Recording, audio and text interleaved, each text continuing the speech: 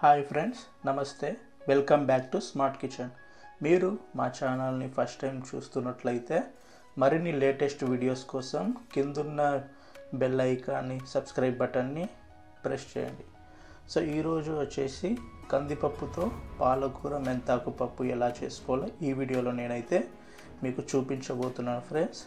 ముందుగా మనము ప్రెషర్ కుక్కర్లో 150 గ్రాముల వరకు కందిపప్పుని వేసుకొని 2-3 సార్లు బాగా క్లీన్ చేసుకోవాలి.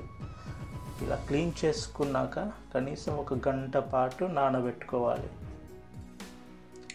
ఇలా గంట సేపు నానబెట్టుకున్న కందిపప్పులో 1 కప్పు వరకు పాలకూరని, అదేవిధంగా 1 కప్పు వరకు మెంతాకుని తీసుకొని 3 సన్నగా కట్ చేసుకున్న టమాటా ముక్కల్ని, 7 నుంచి 8 వరకు సన్నగా కట్ చేసుకున్న పచ్చిమిర్చిని వేసుకోవాలి.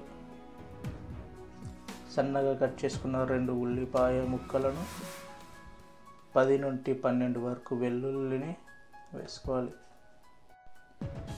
ఇందులోనే 3/4 లీటర్ వరకు నీళ్లు వేసుకోవాలి. ఇప్పుడు ఇందులో 1 టేబుల్ స్పూన్ పసుపుని, 1 టేబుల్ స్పూన్ కారం పొడిని, కొద్దిగా చింతపండుని వేసుకొని మూత పెట్టేసి 4 నుండి 5 విజిల్స్ వచ్చే వరకు బాగా ఉడికించుకోవాలి. ఇందులో ప్రెషర్ పోయేంత వరకు కొంచెం చల్లారిన తర్వాత ఇప్పుడు దీన్ని మనం తీసి చూస్తే ఈ విధంగా అయితే ఉడికింది ఫ్రెండ్స్, బాగా ఉడికింది. సో ఇప్పుడు మనము పప్పు గుత్తితో తీసుకొని ఈ విధంగా మెత్తగా ఈ విధంగా మనం చేసుకోవాలి. ఇలా రుబ్బుకున్న పప్పులో రుచికి తగినంత ఉప్పుని వేసుకొని ఒకసారి మనము కలుపుకోవాలి. ఇప్పుడు దీన్ని పక్కన పెట్టుకొని మనము స్టవ్ పైన ఒక కడాయి పెట్టుకొని అందులో 2 టేబుల్ స్పూన్ల వరకు ఆయిల్ వేసుకొని బాగా వేడి అయ్యేంత వరకు హీట్ చేసుకోవాలి. ఒకసారి వేడి అయిపోయిన తర్వాత అందులో 1 టేబుల్ స్పూన్ ఆవాలను, 1 టేబుల్ స్పూన్ జీలకర్రని వేసుకొని బాగా ఫ్రై చేసుకోవాలి. ఒకసారి కలుపుకుంటూ బాగా ఫ్రై చేసుకోవాలి. ఇప్పుడు ఇందులో 10 నుండి 12 వరకు వెల్లుల్లిని వేసుకొని ఒకసారి బాగా కలుపుకోవాలి.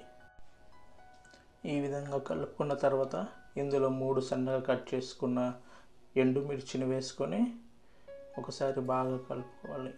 తర్వాత ఇందులో 2 రెమ్మల వరకు కరివేపాకు వేసుకొని ఈ విధంగా ఫ్రై చేసుకోవాలి.